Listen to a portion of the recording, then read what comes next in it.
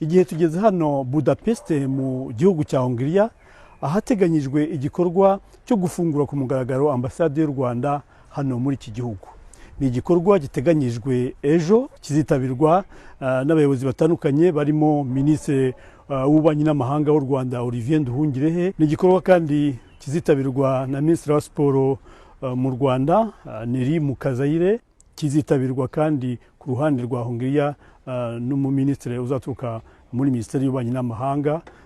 Nyuma habeho ikiganiro mbwirwaruhame n'abanyamakuru kizagaruka hagati y'umubano w'u Rwanda n'iki gihugu cya Hongiriya.